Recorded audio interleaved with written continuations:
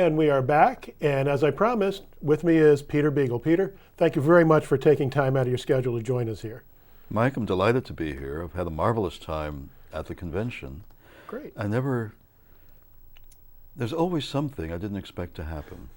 And it's ranged from encounters with a lovely young lady who gave me a bead rhinoceros. This is very important.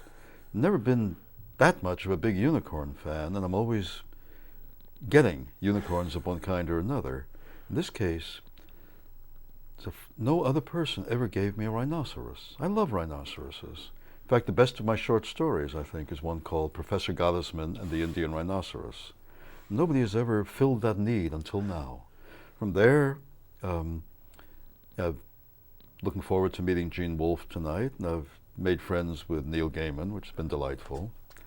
And I get to stay in a house whose owner is a brewer of beer. I may never leave. Brewer of beer, and he and his wife keep locks in the refrigerator. And apart from baseball, I'm near two major league teams. Just about all my emotional needs have been satisfied. What more could you want? Hard to know. Yeah, well, that's great. I'm glad you're having a good time. I am. I want to start talking a little bit about kind of the early years, because in my reading I saw that from the sixth grade, you were saying you were going to be a writer. Earlier than that. Earlier than that. I think it was earlier than that. I have a tendency to blame it all, well, first on a family that read incessantly, and the fact that, as my brother once said, we've got artists and musicians and actors and such in this family the way other people have cockroaches. And it's so wanting to be a writer in my family wasn't weird. My grandfather was a writer. He wrote fairy tales in Hebrew, and he wrote adult novels, adult short stories as well, which were finally translated by my mother and her sister-in-law and published. And then there was a woman I had, my second and third grade teacher, memory I still bless. Her name was Margaret Butterwick, Maggie Butterwick. She's long gone. She was tall and skinny and Irish, and she looked like Eleanor Roosevelt.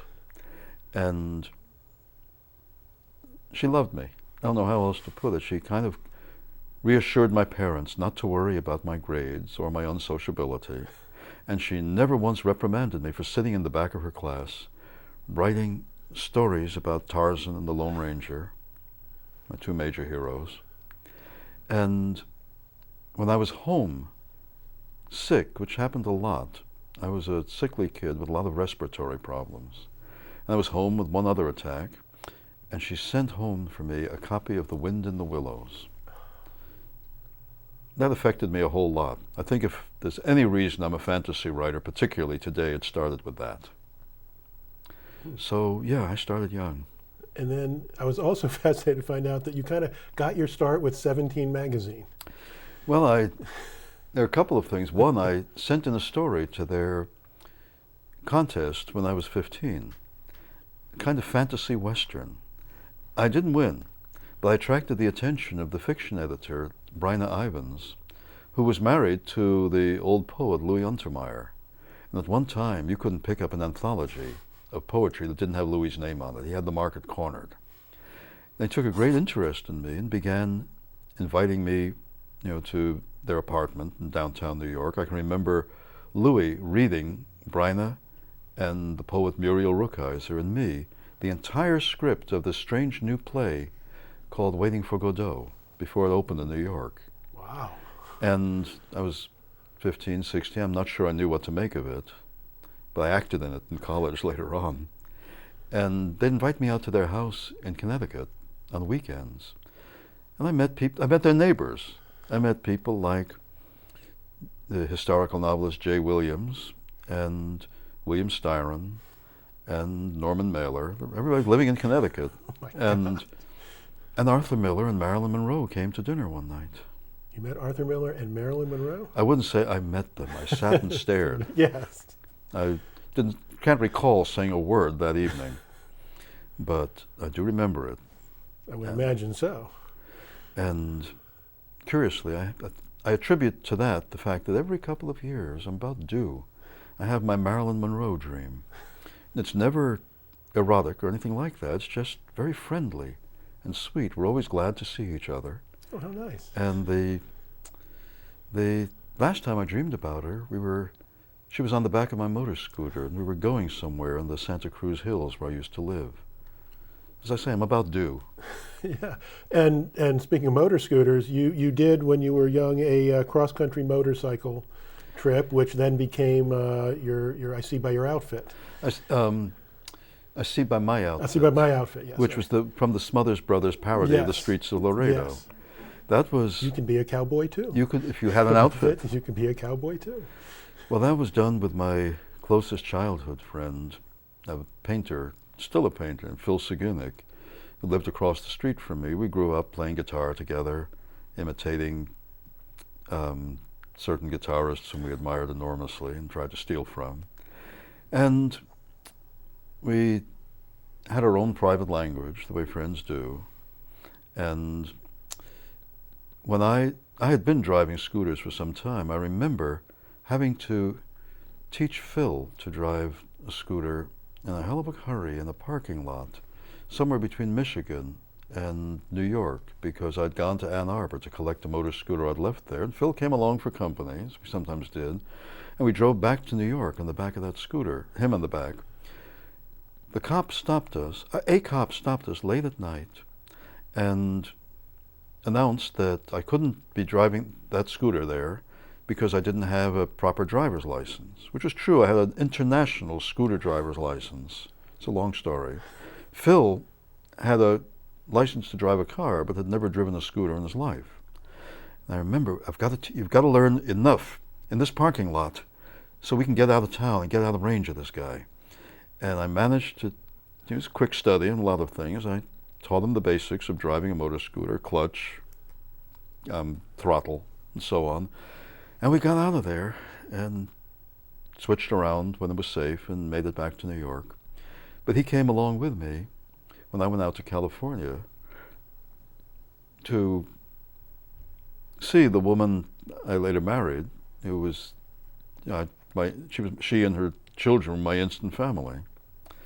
And by then Phil had his own scooter. And of course, we were seriously crazy. Neither one of us wore a helmet, which I did not tell my son when he began driving motorcycles. I wouldn't let him go anywhere without a helmet. It's the hypocrisy of the adult. Mm-hmm. But we were New York kids. I'd been to California, but we had no idea what was in between. We didn't know how high the mountains were or how wide the desert was, and we certainly didn't know a thing about how cold it was and the cold wind that blows from the west to the east constantly. I was very anxious to get there, so we started too early in April, and we were cold most of the way in spite of our long johns, our thermal underwear, and our cowboy hats. And I wanted to call the book How to Freeze, but publisher wouldn't go for it.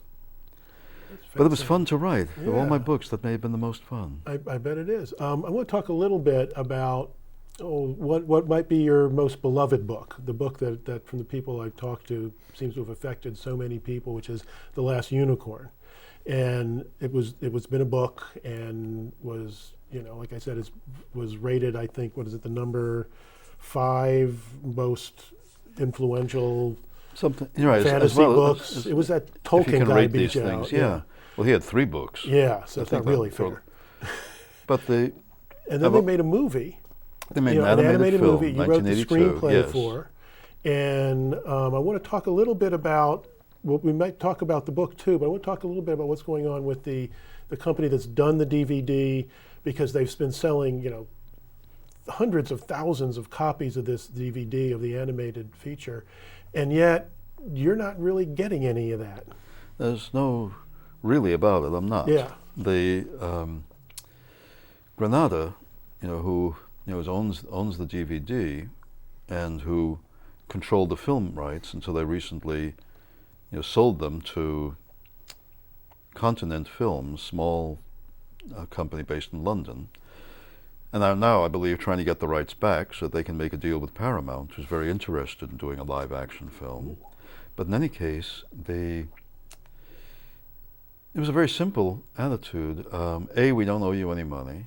B, the film is still in the red and will always be in the red. And as one after another of these statements, these claims were disproved, it finally came down to try and get it. So, until we can overwhelm them with annoyance, which is happening, the understanding is that no, you're not going to see a dime of it. We're English. We don't have to give you any stinking money.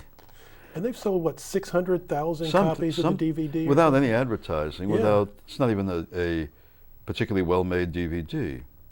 But we went to the newest weapon of this age, which is the website, and have made such a racket on it that a lot of people have been sending emails to Granada Films, Granada Media, as it's called, which is gradually beginning to be aware of it, and definitely getting disturbed, and we just keep at it. Mhm.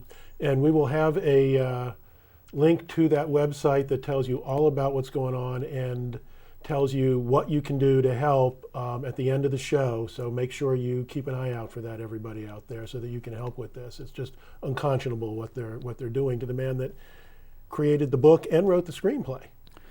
Well, the ironic thing is that, as with so much else, it wasn't necessary. It could have been turned, and still could be, into a win-win proposition. But they've never had to do that.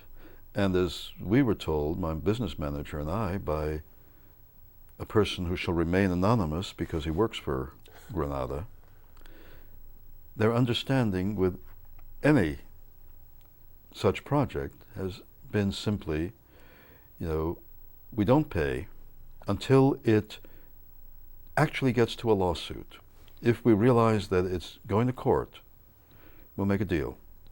And if you talk about this, you die, or at least you get fired. And he was very serious about it. He said, I would get fired if it were known that I told you this. So capitalism is a remarkable thing. And this is basic. This is how it's done. Yeah, well, hopefully enough fans between, get the publicity on things, and we'll get in touch with Grenada and It is beginning to happen. and let them know. I had my doubts, but the system is changing in our time, and the internet has an enormous amount to do with it. And no one really knows, how far this is going to go, because if Granada gives in to me, there's going to be a whole lot of other writers. I can't possibly be the only one. Oh yeah, yeah. So Yeah, it's the if thin you end of the listen to the movie people, then there's never been a movie that has made any money. Absolutely.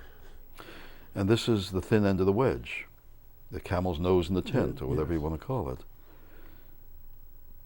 So whatever else, it's very interesting. And it's also, in some ways, part of being a freelance writer, which is what you do, because you've said that the only things you've ever done besides writing to make money is music and dishwashing. Those two. Yeah. I never felt I had any other skills. Going to college, last couple of years, I washed dishes in a couple of Pittsburgh restaurants and discovered, and this is essentially pre-automatic dishwasher, facing a stone wall and just dealing with the dishes as they come in. I discovered I was good at it. It's good to have something to fall back on. That and playing guitar in coffee houses or restaurants. And you've had albums out?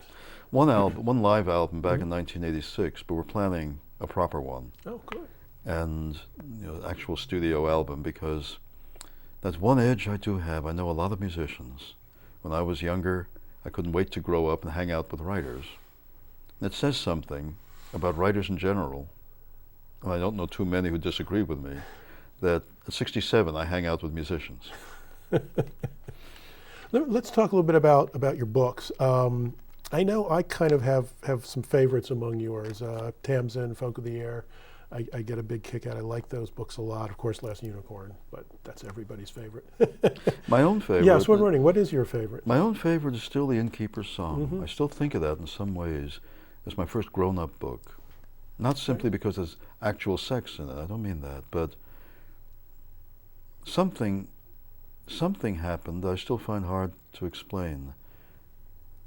You never catch up with where you want to be. You never get the book in your head done. There's the book in here and the book that comes out, and it's never the same thing. Every artist knows that.